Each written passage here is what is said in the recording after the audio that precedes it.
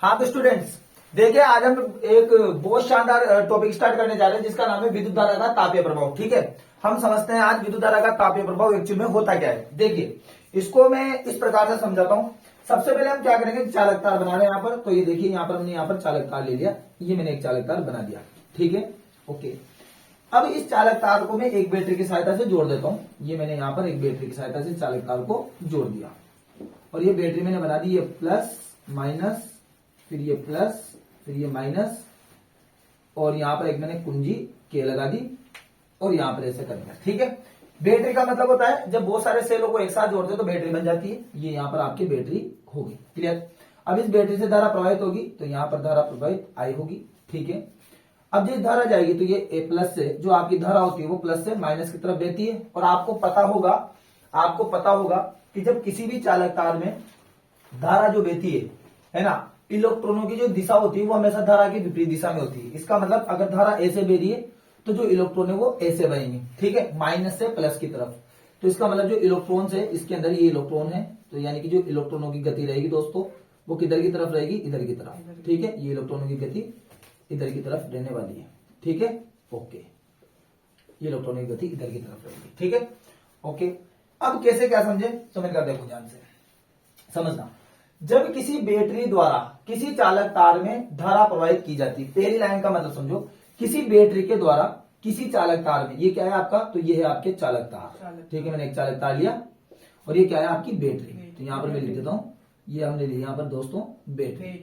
ठीक है, तो जब किसी बैटरी के द्वारा किसी चालक तार में धारा प्रवाहित की जाती है, ठीक है, तो बैटरी के अंदर संचित रासायनिक ऊर्जा, अब मैं आपको बता दूं कि जो बैटरी होती है ना वो रसायनों से मिलकर बनी होती है। अगर वो रसायनों से मिलकर बनी होती है तो सीधी सी बात है उसके अंदर जो ऊर्जा होगी वो कौन सी होगी, रासायनिक ऊर्जा। तो मैं यहाँ लिख देता हूँ कि हमारी जो भैया बैटरी है उस बैटरी के अंदर रासायनिक ऊर्जा है। कौन सी ऊर्जा है, रासायनिक ऊर्जा। ये लीजिए, बैटरी के अंदर कौन सी ऊर्जा है दोस्तों, बोलो एक बार, रासायनिक ऊर्जा। अब ये जो रासायनिक ऊर्जा है ये यहां से निकलेगी और जो रासायनिक ऊर्जा है, रासायनिक ऊर्जा चालक में मुक्त इलेक्ट्रॉनों की गतिज ऊर्जा में बदलती है। तो यार आपको पता है कि जैसे हम यहाँ पर कुंजी को ऑन करेंगे तो यहां से विद्युत धारा बहने लगेगी। जब विद्युत धारा बहेगी तो सीधी सी बात है इलेक्ट्रॉन भी बहने लगेंगे। अब विद्युत धारा किसकी वजह से बह रही है, भाई बैटरी की वजह से। और बैटरी में कौन सी ऊर्जा है, रासायनिक ऊर्जा। और इस रासायनिक ऊर्जा की वजह से जो इलेक्ट्रॉन है वो गति कर रहे हैं। जब इलेक्ट्रॉन गति करेंगे तो कौन सी ऊर्जा आ जाएगी, गतिज ऊर्जा। भाई आपको पता है ना, दो प्रकार की ऊर्जा होती है, एक होती है गतिज ऊर्जा, एक होती है स्थितिज ऊर्जा। अगर मान लो मैं खड़ा हुआ हूं तो मेरे अंदर कौन सी ऊर्जा है, स्थितिज ऊर्जा। तो किसी भी वस्तु की स्थिति के कारण जो ऊर्जा होती है वो स्थितिज ऊर्जा होती है। और अगर मैं ऐसे करके चलने लग जाऊं, ऐसे करके चलने लग जाऊं तो मेरे में कौन सी ऊर्जा आएगी, गतिज ऊर्जा। तो ऐसे ही जब हमने बैटरी को ऑन नहीं किया था, जब बैटरी बंद थी, तो यार ये जो इलेक्ट्रॉन थे ये रुके हुए थे, मतलब ये स्थितिज ऊर्जा में थे। लेकिन जैसे ही हमने बैटरी को ऑन किया, हमने बैटरी को जैसे चालू किया, तो इस बैटरी के अंदर जो रासायनिक ऊर्जा थी, इस रासायनिक ऊर्जा ने इन इलेक्ट्रॉनों को चला दिया, नहीं चला दिया। तो यानी कि ये रासायनिक ऊर्जा किसमें परिवर्तित होगी मेरे दोस्तों, गतिज ऊर्जा में। किसमें, गतिज ऊर्जा में। तो यानी कि यहां पर ये होगी इलेक्ट्रॉनों की गतिज ऊर्जा में। किसमें होगी, इलेक्ट्रॉनों की गतिज ऊर्जा में। बोलो इतनी लाइन समझ में आएगी नहीं, हाँ या ना बोल दो एक बार। ठीक है, अब यहां से फिर उसके बाद चालक में मुक्त इलेक्ट्रॉनों। अच्छा, मुक्त इलेक्ट्रॉन तो समझ पा रहे हैं आप, किसी भी चालक में जो धारा प्रवाहित होती है वो मुक्त इलेक्ट्रॉनों की वजह से होती है। और मुक्त इलेक्ट्रॉन क्या होता है मैं आपको बता दूं कि जैसे कि ये परमाणु है और ये परमाणु के बीच में क्या होता है बेटा, नाभिक होता है। और नाभिक के चारों ओर कक्षाएं होती है कि नहीं होती, बहुत सारी, ये बहुत सारी कक्षाएं होती है। और इन कक्षाओं में कौन गति करता है, आपके इलेक्ट्रॉन। कौन गति करता है, आपका इलेक्ट्रॉन। तो किसी भी परमाणु के बाह्यतम कक्षा में जो इलेक्ट्रॉन होता है, जिसको थोड़ी सी ऊर्जा देने पर ये बाहर निकल जाता है, इस इलेक्ट्रॉन को क्या बोलते हैं अपन, मुक्त इलेक्ट्रॉन। क्या बोलते हैं, मुक्त इलेक्ट्रॉन। आई बात समझ में क्या बोल रहा हूँ, कोई परमाणु है ना। जैसे इसको ऐसे समझो कि जैसे क्लासरूम है, एक क्या है बेटा, क्लासरूम है। इस क्लासरूम के अंदर एक टीचर होता है, तो क्लासरूम को अपन मानेंगे परमाणु, और जो टीचर है वो क्या हो जाएगा, नाभिक, और जितने भी बच्चे वो क्या हो जाएंगे, इलेक्ट्रॉन। अब आपको पता है कि इस क्लासरूम के अंदर जो सबसे पीछे जो बच्चा बैठा हुआ, जो सबसे पीछे बच्चा बैठा रहेगा, वो जो बच्चा है इस क्लासरूम से आराम से बाहर जा सकता है, नहीं जा सकता, आराम से जा सकता है। तो इसका मतलब वो कौन सा हो जाएगा, मुक्त इलेक्ट्रॉन। मतलब क्लासरूम के बाह्यतम कक्षा यानी कि बाह्यतम यानी कि सबसे लास्ट में जो बच्चा बैठा रहेगा वो किसके रूप में हो जाएगा, आपके मुक्त इलेक्ट्रॉन की वजह से, है ना। तो ऐसे किसी भी परमाणु की बाह्यतम कक्षा में जो इलेक्ट्रॉन रहता है, जिसको थोड़ी सी ऊर्जा देंगे तो बाहर निकल जाएगा, बाहर भग जाएगा, इसको क्या बोलते हैं बेटा, मुक्त इलेक्ट्रॉन। और किसी भी चालक तार में जो धारा बहती है, किसी भी चालक तार के अंदर जो विद्युत धारा बहती है, जो धारा प्रवाहित होती है, वो किन की वजह से होती है भैया, मुक्त इलेक्ट्रॉन की वजह से। तो ये क्वेश्चन में बहुत सी बार पूछ लिया जाता है, ध्यान रखना ध्यान रखना कि चालक तार में जो विद्युत धारा बहती है वो किन आवेश वाहकों की वजह से बहती है, तो किन की वजह से बहती है, मुक्त इलेक्ट्रॉनों की वजह से। ठीक है, तो चालक में मुक्त इलेक्ट्रॉनों की परमाणु से निरंतर टक्कर होने के कारण इनकी गतिज ऊर्जा का क्षय होता है और चालक का ताप बढ़ जाता है। अब सुनो ध्यान से कि यार जब ये इलेक्ट्रॉन गति करेंगे, जब इलेक्ट्रॉन गति करेंगे तो सीधी सी बात है, जब इलेक्ट्रॉन भागेंगे तो ये आपस में टकराएंगे कि नहीं टकराएंगे? अरे टकराएंगे ना यार। यार जैसे मान लो अपने स्कूल में एकदम से छुट्टी होती है तो सभी की सभी बच्चे भाग के बाहर आते हैं कि नहीं आते? तो आपस में बच्चों की टक्कर होती है कि नहीं होती? अब जब टक्कर होगी तो आपको पता है जैसे दो हाथ ऐसे टक्कर खाते हैं तो बीच में उष्मा उत्पन्न होती है कि नहीं होती? और जब उष्मा उत्पन्न होगी तो तापमान बढ़ेगा कि नहीं बढ़ेगा? तो बस यही तो बात यहाँ पर लिखी हुई है कि चालक में मुक्त इलेक्ट्रॉनों की परमाणु से निरंतर टक्कर होने के कारण ये जो मुक्त इलेक्ट्रॉन है जब ये इधर भगेंगे, इधर गति करेंगे तो इसके अंदर बहुत सारे क्या रहते हैं, परमाणु, और उन परमाणुओं से इन मुक्त इलेक्ट्रॉनों की क्या होती है दोस्तों, टक्कर होती है। और जब टक्कर होती है तो क्या उत्पन्न होती है, उष्मा उत्पन्न होती है। और जब उष्मा उत्पन्न होती है तो चालक तार का क्या बढ़ जाता है, और क्या बढ़ जाता है, तापमान बढ़ जाता है। यही तो बात है। ठीक है, और इस प्रकार बैटरी की रासायनिक ऊर्जा चालक में उष्मीय ऊर्जा के रूप में परिवर्तित हो जाती है। तो शुरू में कौन सी ऊर्जा थी, रासायनिक ऊर्जा, फिर वो रासायनिक ऊर्जा किसमें आई, इलेक्ट्रॉनों की गतिज ऊर्जा, और इलेक्ट्रॉनिक गतिज ऊर्जा किसमें बदल गई, लास्ट में उष्मीय ऊर्जा में। इसका तात्पर्य ये है कि बैटरी की जो रासायनिक ऊर्जा है वो अल्टीमेटली किसमें चेंज हो जाती है, उष्मीय ऊर्जा में। किसमें चेंज हो जाती है, आपके उष्मीय ऊर्जा में। बोलो बात समझ में आएगी नहीं? इस प्रभाव को ये भैया विद्युत धारा का कौन सा प्रभाव कहते हैं, तापीय प्रभाव। अब ये जो कॉन्सेप्ट है ना विद्युत धारा के तापीय प्रभाव, सर इसका क्या फायदा है ना, इसका क्या फायदा है? तो भैया इसके बहुत सारे फायदे हैं। हमारे घर में बहुत सारी डिवाइसेस ऐसी हैं, हमारे घर में बहुत सारे उपकरण ऐसे हैं दोस्तों जो इस कॉन्सेप्ट पे काम करते हैं, विद्युत धारा के तापीय प्रभाव पे। सर कौन कौन से काम करते हैं, तो सुनो ध्यान से। एक तो विद्युत हीटर होता है, आपने देखा होगा हमारे घर में एक हीटर आता है कि नहीं आता, जिसमें एक ऐसे गोल गोल स्प्रिंग लगी होती है, याद है? ऐसे गोल गोल क्या लगी, स्प्रिंग लगी होती है, क्या लगी होती है, स्प्रिंग। ठीक है भाई, है ना? वो नाइक्रोम के तार की लगी होती है, इस चीज को ध्यान रखना। किसकी लगी होती है, नाइक्रोम के तार की। अच्छा, दूसरी विद्युत इस्त्री प्रेस, याद करो हमारे घर में प्रेस होती है कपड़ों की जो प्रेस करते हैं, तो वो भी कौन से कॉन्सेप्ट पे काम करती है, विद्युत धारा के तापीय प्रभाव पे। एक और है यहाँ पर विद्युत गीजर, याद करो सर्दियों के दिनों में जब हमें नहाने में बहुत ज्यादा जोर आता है तो हम क्या ऑन कर लेते हैं, गीजर चला के पानी गर्म करते हैं कि नहीं करते? तो उसमें भी यही कॉन्सेप्ट आपके यूज होता है। ऐसे आपके घर में रोड आती है, रोड याद देखिए आपने, रोड देखिए, तो वो जो रोड है वो भी इसी कॉन्सेप्ट पे काम करती है। हाँ, आपको मैं रोड बता भी सकता हूँ, देखिए ये रोड है ना, तो ये भी किसी है ना, तो यहाँ पर इसको ये जो तार है हम इसको कहाँ लगा देते हैं, इसको विद्युत स्विच में लगा देते हैं, मतलब विद्युत धारा यहाँ से प्रोवाइड करते हैं। तो ये रोड जो है यहाँ पे क्या हो जाती है, गर्म हो जाती है, और फिर पानी गर्म होता है कि नहीं होता है? ठीक है, तो ये भी इसी पे काम करता है। ठीक, तो स्टूडेंट्स अब हम जूल का तापन नियम समझने वाले हैं। देखिए इस नियम के अकॉर्डिंग क्या होता है कि जैसे कि मैंने कोई चालक तार लिया और इस चालक तार को हमने एक विद्युत परिपथ से जोड़ दिया। ठीक है, अब इसके अंदर हमने बैटरी लगा दी और इस बैटरी का जो विभवांतर है भैया वो V है। और अब क्या होगा कि जैसे ही मैं यहाँ पर कुंजी को ऑन करूंगा तो इस बैटरी की जो रासायनिक ऊर्जा है ये इलेक्ट्रॉन की गतिज ऊर्जा में बदलेगी, मतलब यहाँ पर इलेक्ट्रॉन गति करने लगेंगे। जब इलेक्ट्रॉन गति करेंगे तो सीधी सी बात है कार्य होगा कि नहीं, बिल्कुल होगा।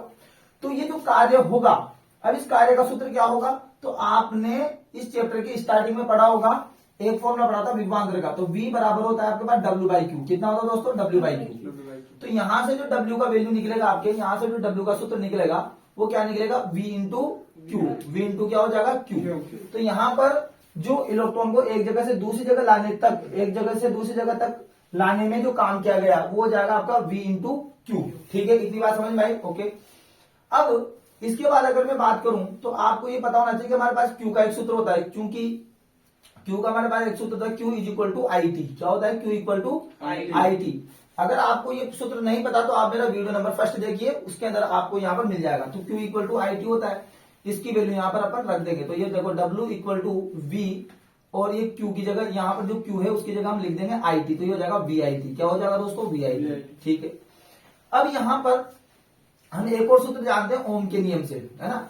अगर ओम का नियम आपने नहीं पढ़ा हुआ तो आप वीडियो नंबर 2 में जाइए, वहां से देखिए और वो भी आपको पता चल जाएगा। ठीक है, अब ओम का जो नियम होता है, ओम का नियम क्या होता है, तो ये होता है V इक्वल टू IR। क्या होता है दोस्तों, V इक्वल टू IR। अब यहाँ पर जहां V है ना, इस V की जगह हम क्या रख देंगे भैया, IR।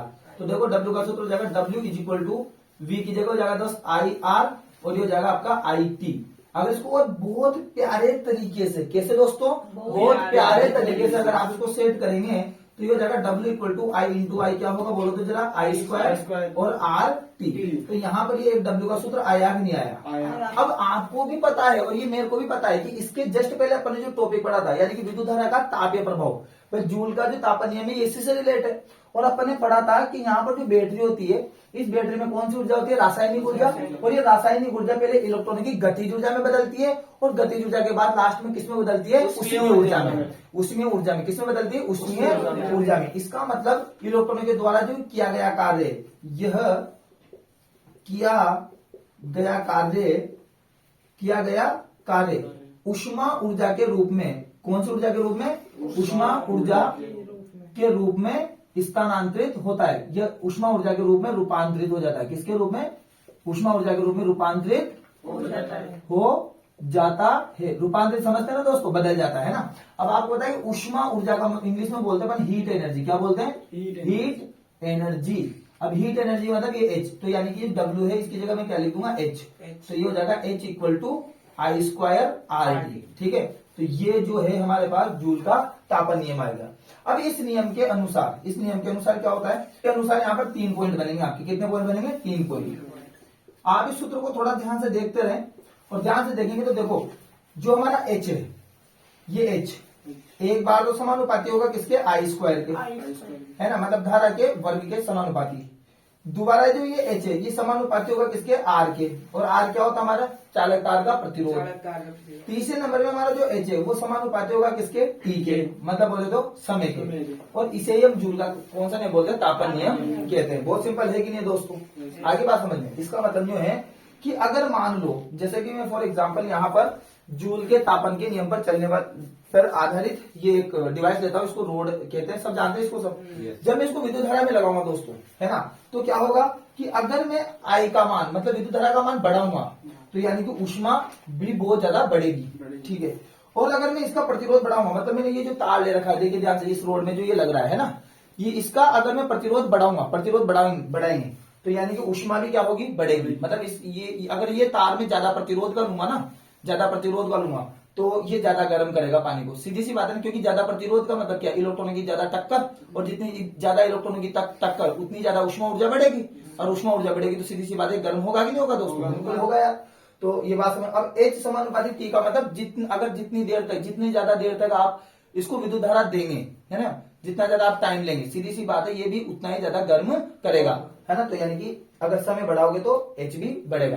बोले बात समझ में आएगी नहीं? तो स्टूडेंट्स, अब मैं आपको विद्युत शक्ति समझाने वाला हूँ। देखिए, विद्युत शक्ति, इसको इंग्लिश में बोलते हैं इलेक्ट्रिक पावर। विद्युत शक्ति क्या होती है? तो विद्युत शक्ति कुछ भी नहीं, हमारे घर में जो बल्ब जलते हैं, जो लाइटें जलती है, यही विद्युत शक्ति है। अब ये कैसे काम करता है देखिए, समझिए ध्यान से। विद्युत शक्ति, तो अगर मैं इसकी परिभाषा की बात करूं कि विद्युत शक्ति क्या होती है, तो मैं आपको बता दूं, विद्युत शक्ति का मतलब है कार्य करने की दर। सीधी सी बात है, कार्य करने की दर ही क्या कहलाती है? विद्युत शक्ति कहलाती है। बोलो एक बार रिपीट करो मेरे साथ, क्या बोला मैंने?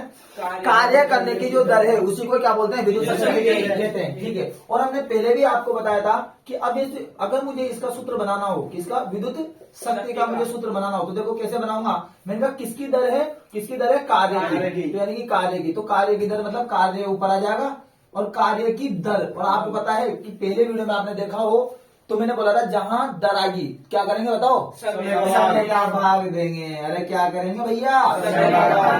अब आपको पता है कि भाई विद्युत शक्ति को इंग्लिश में बोलते हैं इलेक्ट्रिक पावर।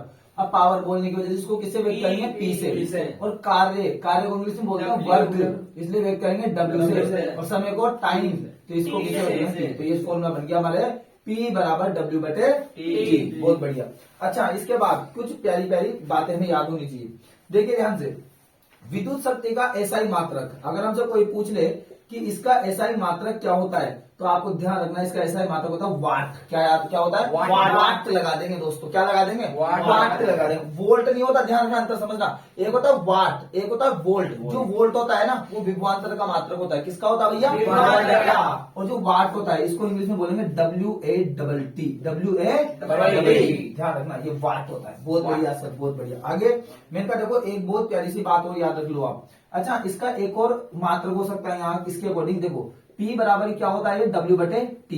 आपको पता है कि जो W है वो क्या है, कार्य, और कार्य का मात्रक क्या होता है, जूल। क्या होता है, जूल। और समय का मात्रक क्या होता है, सेकंड। तो जूल बटे सेकंड भी इसको बोल सकते हैं। हाँ, अगर आपसे कभी भी कोई भी ये पूछ ले कि 1 किलोवाट में कितने वाट होते हैं, तो आपको होता है कि किलो का मतलब कितना होता है, 1000। कितना होता है, 1000 वाट। और इस 1000 को देखो, आपको पता है 1 के पीछे 3 जीरो, 1 2 3, तो क्या मैं इसको 10 की घात 3 वाट लिख सकता हूँ, लिख सकता। तो कभी भी अगर 1 किलोवाट बराबर 10 की घात 3 वाट दिखे तो क्या आप घबराएंगे क्या दोस्तों, बिल्कुल भी नहीं घबराएंगे। यस और नॉट, यस सर। ओके, अब यहाँ पर देखो मैं क्या करने वाला हूँ, कुछ एक अच्छा सा सूत्र और बनाऊंगा यहाँ पर। देखिए, देखो इसको मैं समीकरण नंबर 1 दे देता हूँ। क्या दे देता हूँ, समीकरण नंबर 1।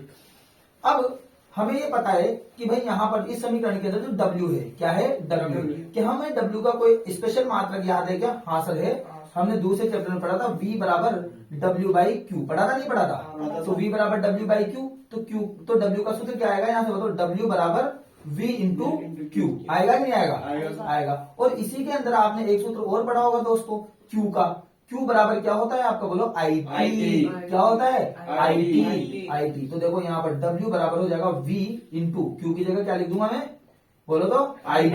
क्या हो जाएगा, IT। अब W का देखो सूत्र बन जाएगा आपका VIT। क्या बन जाएगा बेटा, VIT। बनेगा कि नहीं बनेगा, अरे बनेगा ना। अब हम क्या करेंगे, इस W का जो वैल्यू है वो किसमें पुट कर देंगे, समीकरण नंबर 1 में। किसमें पुट कर देंगे दोस्तों, समीकरण नंबर 1 में। तो यानी कि समीकरण नंबर 1 में इसका मान रख देंगे। तो देखो समीकरण 1 क्या है, P बराबर क्या है, P बराबर W की जगह क्या आएगा, VIT, और आपको नीचे क्या आएगा, T। अरे T ने D को काटा, अरे T ने D को काटा, तो P का मान कितना जाएगा, VI। क्या आ जाएगा, V आ जाएगा। तो ध्यान रखना भैया, ध्यान रखना, शक्ति का एक सूत्र होता है P बराबर V इंटू आई। क्या होता है, V इंटू आई। तो एक हो जाएगा P बराबर W बाई T, और एक हो जाएगा P बराबर VI। क्या हो जाएगा, P बराबर VI। ठीक है, अब इसके बाद क्या करें सर, अब इसके बाद एक और बहुत प्यारा सा टॉपिक अपन को पढ़ना है। क्या पढ़ेंगे, 1 वोल्ट की परिभाषा। क्या पढ़ेंगे दोस्तों, 1 वोल्ट की परिभाषा। 1 वोल्ट की परिभाषा, ठीक है सर। कैसे है सर 1 वोल्ट की परिभाषा, मैंने कहा बहुत सिंपल है। मैं क्या बोल रहा हूँ, तूने अगर मेरे पुराने वीडियो देखे हैं भाई, अगर तूने मेरे पुराने वीडियो देखे तो वहां हमने 1 एम्पीयर की परिभाषा भी पढ़ी, वहां हमने 1 वोल्ट की परिभाषा भी पढ़ी, और हमने वहां 1 ओम की परिभाषा भी पढ़ी। अगर तीनों परिभाषाओं को अगर तू ध्यान से देखेगा तो तीनों का कॉन्सेप्ट सेम एक ही नहीं है। तो यहाँ भी कॉन्सेप्ट सेम है। मैं क्या बोलता था, 1 एम्पीयर की परिभाषा देते समय ये सोच कि एम्पीयर किसका मात्रक है, विद्युत धारा का, तो सूत्र लगेगा विद्युत धारा का। 1 वोल्ट की परिभाषा देते समय तो ये सोच कि जो वोल्ट है वो किसका मात्रक है, वो विभवांतर का, तो यानी कि सूत्र लगेगा विभवांतर का। मैं कह रहा हूं कि 1 ओम की परिभाषा देते समय तो ये सोच कि भाई ओम किसका मात्रक है, तो प्रतिरोध का, तो यानी कि सूत्र लगेगा प्रतिरोध का। तो मैं कह रहा हूं कि 1 वोल्ट की परिभाषा देते समय तो ये सोच कि जो वोल्ट है वो किसका मात्रक है, वो किसका, विद्युत शक्ति का, तो सूत्र लगेगा विद्युत शक्ति का। लेकिन ये वाला नहीं, कौन सा लगेगा, ये वाला। तो हम यहाँ पर लिखेंगे P बराबर VI। क्या लिखने हैं भैया, P बराबर VI, है ना, क्योंकि जो डेफिनेशन है वो इससे सही बनेगी। देखिए ध्यान से, P बराबर VI। अब सुन ध्यान से, फिर मैंने क्या बोला था कि अगर इसको 1 बनाना है, क्या बनाना है, 1 वोल्ट, P को 1 बनाना, तो भैया V भी कितना होना चाहिए, 1, I भी कितना होना चाहिए, 1। तो यहाँ देखिए हम यहाँ पर 2-4 बातें मान लेंगे। माना V बराबर 1 वोल्ट, V बराबर क्या हो जाएगा, 1 वोल्ट, और I बराबर क्या हो जाएगा, 1 एम्पियर। क्या हो जाएगा, 1 एम्पियर। ये लो, तो यार अब इसका मान याद रखो, तो P बराबर V की जगह 1, I की जगह 1, तो 1 इंटू 1 कितना हो जाएगा, 1। तो P बराबर आ जाएगा 1 वाट। क्या आ जाएगा भाई, P बराबर 1 वाट। ठीक है, अब इसकी परिभाषा लिखनी है। क्या लिखनी है, परिभाषा। बहुत सिंपल है। सबसे पहले क्या आप लिखेंगे भाई, किसी विद्युत परिपथ में, क्या लिखेंगे बोलो, किसी विद्युत परिपथ में। तो ये पहली बात तो लिख दी, किसी विद्युत परिपथ में। किसी विद्युत परिपथ में विभवांतर कितना हो, 1 वोल्ट। तो विभवांतर 1 वोल्ट हो, तथा धारा का मान कितना हो दोस्तों, धारा का मान 1 एम्पियर हो। तो विद्युत परिपथ में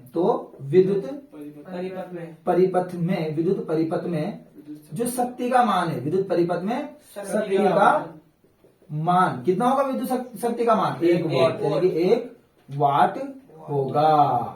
अरे बोलो बात समझ में आएगी कि नहीं आएगी? आएगी सर। अरे तो स्टूडेंट्स देखिए, अब मैं आपको विद्युत शक्ति के कुछ महत्वपूर्ण, कुछ इंपॉर्टेंट सूत्र बताने वाला हूँ, और ये सूत्र याद रखना बहुत ज्यादा जरूरी है, क्योंकि इसके बहुत सारे क्वेश्चन एग्जाम में आते हैं। देखिए पहले तो मैं आपको बता देता हूँ कि ये जो क्वेश्चन है ये आए कहां से, सॉरी ये जो सूत्र है ये आए कहां से, है ना। फिर उसके बाद हम एक साथ लिख के उनको याद कर लेंगे। यस और नो? सर। ठीक है, तो देखो सूत्र कैसे निकालेंगे। सबसे पहले हम एक सूत्र जानते हैं विद्युत शक्ति का P बराबर VI। अरे बोलो भाई, अरे बोलो भाई, जानते हैं कि नहीं जानते? जानते हैं। अरे जानते हैं कि नहीं जानते? जानते हैं। और इसके बाद एक सूत्र हम V का भी जानते हैं। किसका जानते हैं? V V का। का। ओम के नियम से याद करो, ओम के नियम से हम V का सूत्र जानते हैं कि जानते हैं? V इक्वल टू क्या होता है? IR। पक्की बात? पक्की बात। V इक्वल टू क्या होता है? IR। अरे होता है कि नहीं होता होता है? है। चलिए होता है। तो यहाँ पर हम अगर इसकी जगह क्या लिख दे, यहाँ पर IR लिख दे। क्या लिख दे भाई दोस्तों? IR। और यहाँ पर वापस क्या हो जाएगा? I। देखो है ना, इसकी जगह क्या लिख दिया? IR, और ये I यहाँ आ गया। तो यानी कि सूत्र क्या बन जाएगा बोलो? I square R। क्या बन जाएगा? I square R। तो एक सूत्र ये बन गया कि नहीं बन गया? बन गया। अब इस सूत्र के अंदर हम I की वैल्यू रख दे। किसकी वैल्यू रख दे? I की वैल्यू रख दे। तो आपको पता है कि I का एक सूत्र होता है कि नहीं होता? क्या होता है I का सूत्र बताओ? यहाँ से I का सूत्र निकालो, यहाँ से I का सूत्र निकालो, V अपॉन R। क्या होता है भाई? V upon R। होता है कि नहीं होता? बोलो बिल्कुल। अरे बोलो ना भाई। होता है सर। होता है। तो यहाँ पर देखो ये क्या है, यहाँ पर P लिख दीजिए P। यहाँ पर I की जगह लिखना है आपको V बटे R।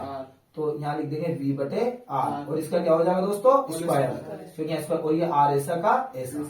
अब इसके बाद आपको बताए कि V के ऊपर भी स्क्वायर और R के ऊपर भी स्क्वायर, और इंटू क्या हो जाएगा? R। एक R से एक R कटेगा कि नहीं कटेगा? तो P का वैल्यू आ जाएगा V स्क्वायर बटे R। तो एक और हमारे पास सूत्र आ गया कि नहीं आ गया? ये दो सूत्र आ गए। ठीक है, अब मैं आपको लाइन से सूत्र लिख देता हूँ। ये तो मैंने तरीका बताया। आपको चार सूत्र बहुत अच्छे लेवल पे याद होने चाहिए। देखो इसका पहले नंबर में P बराबर W/T। ये रटवा सूत्र याद होने ही चाहिए। मैं कुछ भी नहीं कर सकता, आपको ये रटवा सूत्र याद होने ही चाहिए। पहला सूत्र P बराबर W/T। दूसरा सूत्र में याद होना चाहिए P बराबर VI। क्या याद होना चाहिए? P बराबर VI। तीसरे नंबर पे जो हमें सूत्र याद होना चाहिए वो क्या होना चाहिए? P बराबर I स्क्वायर R। क्या होना चाहिए? I square R। और चौथे नंबर पे जो सूत्र याद होना चाहिए वो क्या होना चाहिए? P बराबर V स्क्वायर अपॉन R। ये चारों के चारों सूत्र हमें एकदम से टिप्स पे याद होने चाहिए। क्या ये सूत्र याद हो जाएंगे दोस्तों? और ये सूत्र आए कहां से? तो ये मैंने आपको बता दिया। ये भी कहां से आया? ये भी मैंने आपको बता दिया। और ये भी कहां से आया? ये भी मैंने बता दिया। यस और नॉट? अल्टीमेट आपको ये चारों याद रखना। ठीक है, इसके बाद इस चैप्टर का लास्ट एंड फाइनल टॉपिक है। देखो दोस्तों, मैं फिर बोल रहा हूं आपसे, लास्ट एंड फाइनल टॉपिक है वो है आपके विद्युत ऊर्जा। क्या है आपके? विद्युत ऊर्जा। ठीक है, विद्युत ऊर्जा ये आपका लास्ट फाइनल टॉपिक है। सर विद्युत ऊर्जा क्या होती है? विद्युत ऊर्जा क्या होती है? अरे यार पगलों, बहुत सिंपल सी बात है। देखो किसी भी विद्युत परिपथ में, क्या बोल रहा हूं मैं? किसी भी विद्युत परिपथ की मैं बात करूं, किसी भी विद्युत परिपथ में। ठीक है, विद्युत परिपथ में क्या सर? विद्युत परिपथ में विद्युत शक्ति बनाए रखने के लिए, जैसे मैंने विद्युत परिपथ लिया और उस परिपथ में एक बल्ब जोड़ दिया तो उस बल्ब जलेगा, तो ये क्या है? विद्युत शक्ति। तो विद्युत शक्ति को बनाए रखने के लिए, किसी भी विद्युत परिपथ में क्या बनाए रखने के लिए? विद्युत शक्ति को बनाए रखने के लिए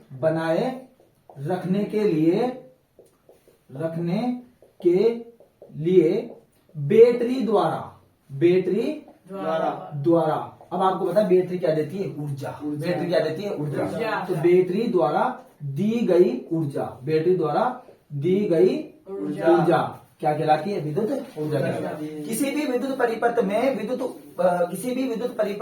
विद्युत शक्ति को बनाए रखने के लिए बैटरी द्वारा दी गई ऊर्जा ही क्या कहलाती है? आपकी विद्युत ऊर्जा कहलाती है। क्या आपको फील हुआ कि नहीं हुआ? और आपको फील हुआ कि नहीं हुआ? यस और नॉट? और आपको पता है कि बैटरी, यार अभी थोड़ी देर पहले मैंने पढ़ाया था ना कि यहाँ पर जो बैटरी होती है वो किससे बनी होती है? रसायनों से। तो वो कौन सी ऊर्जा देती है? रासायनिक ऊर्जा देती है ना। तो रासायनिक ऊर्जा क्यों देती है? ताकि उसकी उस विद्युत परिपथ में विद्युत शक्ति मतलब बल्ब जले मतलब विद्युत शक्ति बनी रहे। तो सीधी सी बात है, किसी भी विद्युत परिपथ में विद्युत शक्ति को बनाए रखने के लिए बैटरी के द्वारा दी गई ऊर्जा ही क्या कहलाती है? विद्युत ऊर्जा। क्या आपको याद हो जाएगा? ये बिल्कुल याद हो जाएगा। अच्छा ठीक है। अच्छा सर इसका मात्रक क्या होता है? तो ध्यान रखना भैया, इसका मात्रक याद रखना आपको, जूल। क्या याद रखना है दोस्तों? जूल। और जूल को व्यक्त करते हैं जे से। किससे व्यक्त करते हैं? जे से। बताओ विद्युत ऊर्जा का मात्रक क्या होता है दोस्तों? जूल। और जूल को किससे व्यक्त करते हैं? जे से। अच्छा इसका एक और बहुत इंपॉर्टेंट बात है जो आपको याद रखनी है। विद्युत ऊर्जा का व्यापारिक मात्रक, कौन सा मात्रक? व्यापारिक मात्रक। व्यापारिक मात्रक। व्यापारिक मात्रक का मतलब होता है कि मतलब जो बोलचाल की भाषा में यूज किया जाता है, तो इसको बोलते हैं अपन एक यूनिट। क्या बोलते हैं दोस्तों? एक यूनिट। ध्यान रखो, मतलब ऐसे तो यूनिट बोलते हैं। क्या बोलते हैं? यूनिट। तो और एक ये जो यूनिट है इसको हम बोलते हैं 1 किलोवाट घंटा। क्या बोलते हैं दोस्तों? 1 किलोवाट घंटा। अरे यस सर नॉट, अरे yes sir not, Yes, sir. ठीक है। अब आपसे क्वेश्चन पूछा जाएगा कि बताओ 1 किलोवाट घंटा में या फिर 1 यूनिट में कितने जूल होते हैं। क्या पूछा जाएगा? 1 किलोवाट घंटा में कितने जूल होते हैं, या फिर ये पूछेंगे 1 यूनिट में कितने जूल होते हैं। तो टेंशन करने की बात बिल्कुल भी नहीं है, हम निकाल लेंगे। देखिए सुनो, ये हो गया 1 इंटू, एक बात बताओ 1 किलो का मतलब क्या होता है? 10 की घात 3। क्या होता है 1 किलो का मतलब? 10 की घात 3, या फिर 1000 लिख सकते हैं, है ना। तो 1 किलो में होते हैं 1000, है ना। और ये वाट तो ऐसा कैसा हो जाएगा, इस वाट को पीछे ले लो। और एक बात बताओ, 1 घंटे में कितने सेकंड होते हैं? 3600 सेकंड। क्योंकि देखो 1 घंटे का मतलब देखो 1 मिनट में देखो मतलब 1 घंटे में कितने मिनट होते हैं? 60 मिनट। समझना ध्यान से, 1 घंटे के अंदर कितने मिनट होते हैं? 60 मिनट। और आपको पता है कि 1 मिनट में, फिर 1 मिनट में कितने सेकंड होते हैं? 60 सेकंड। होते कि नहीं होते? तो ये 60 इंटू 60 कितना होगा? सेकंड आता 3600 सेकंड। तो यानी कि यहाँ पर मैं क्या 3600 लिख सकता हूँ? हाँ सर। और किस में चेंज हो जाएगा? सेकंड में। तो यहाँ आ जाएगा वाट इंटू सेकंड। क्या आ जाएगा दोस्तों? वाट इंटू सेकंड। अब ध्यान से आप देखो, ये कितनी जीरो होगी? 3। ये कितनी जीरो होगी? 2। 3 और 2 कितना हो गया? 5। तो इस 36 को तो मैं एक साथ लिख दूं क्या? 36 गुना, और 10 की घात कितनी हो जाएगी? 5। 10 की घात कितनी हो जाएगी दोस्तों? 5, है ना। और पीछे क्या आ जाएगा आपको? वाट इंटू सेकंड। वाट इंटू कितना हो जाएगा? सेकंड। अब मैं आपको बता दूं, मैं आपकी नॉलेज के लिए बता दूं कि यहाँ पर जो वाट इंटू जो सेकंड है, क्या है? वाट इंटू जो सेकंड है वो जूल होता है। क्या होता है? जूल। अब पूछो सर कैसे? पूछो। वो ऐसे दोस्तों, वो ऐसे कि यार आपने एक सूत्र पढ़ा है, आपने एक सूत्र पढ़ा है, P बराबर W बटे T। पढ़ा है नहीं पढ़ा? अब यहां से W का वैल्यू निकालो आप, तो W का वैल्यू हो जाएगा P इंटू टी। क्या होता है? P into T. और जो ये कार्य है, कार्य एक तरह से ऊर्जा है कि नहीं है? और कार्य का जो मात्रक होता है वो जूल होता है कि नहीं होता? होता है ना। तो बराबर ये तो W का हो जाएगा जूल, और P जो है, P का क्या होता है आपका? वाट। क्या हो जाएगा? वाट। अरे होता है कि नहीं होता? वाट। तो इसका हो जाएगा वाट, और T का क्या हो जाएगा? सेकंड। तो देखो वाट इंटू सेकंड को क्या मैं जूल लिख सकता हूँ क्या? अरे लिख सकता हूँ क्या? अरे चमकी की नहीं चमकी बात? तो इसका मतलब ये हो जाएगा 36 इंटू 10 की घात 5 जूल। हो गया कि नहीं हो गया? अब तो स्टूडेंट्स अब देखो ये हो गया, लेकिन हम इसको थोड़ा सा और अच्छा बनाएंगे। अच्छा बनाने के लिए हम क्या करेंगे? देखो आपने हमेशा सुना होगा यहाँ पर, कभी भी देखना, जैसे कि मैं बोल रहा हूँ यहाँ पर 5, या फिर इसको मैं लिखूं 5.0। क्या बात एक ही है? इसमें कोई दिक्कत वाली बात नहीं। अरे जैसे मान लो मैं लिखूं यहाँ पर 36, या इसको मैं मानू 36.0, तो एक ही तो बात है ना।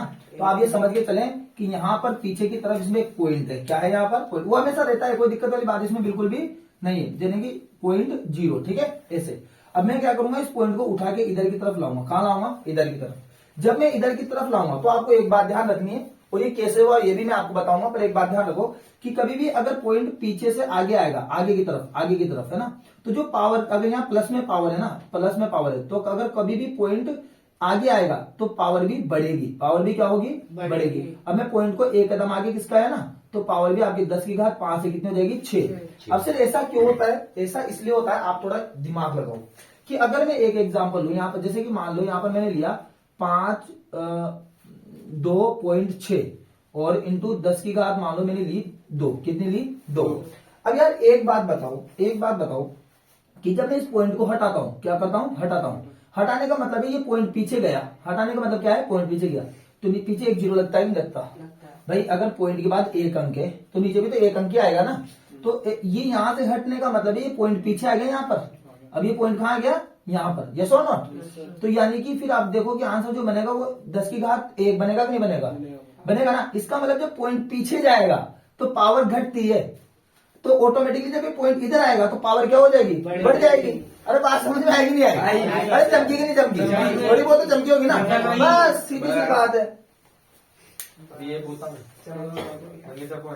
इसकी शक्ल अच्छी बनाने के लिए हम क्या करेंगे, यहाँ पर पीछे एक पॉइंट रहता है कि नहीं रहता? इस पॉइंट को इधर खिसकाएंगे। जब इधर खिसकाएंगे तो इधर पावर भी क्या होगी? बढ़ जाएगी। तो देखो ये हो जाएगा 3.6 इंटू 10 की घात 5 की जगह कितना जाएगा? 6 जूल। ध्यान रखना दोस्तों, एक यूनिट में 3.6 इंटू 10 की घात 6 जूल होते हैं।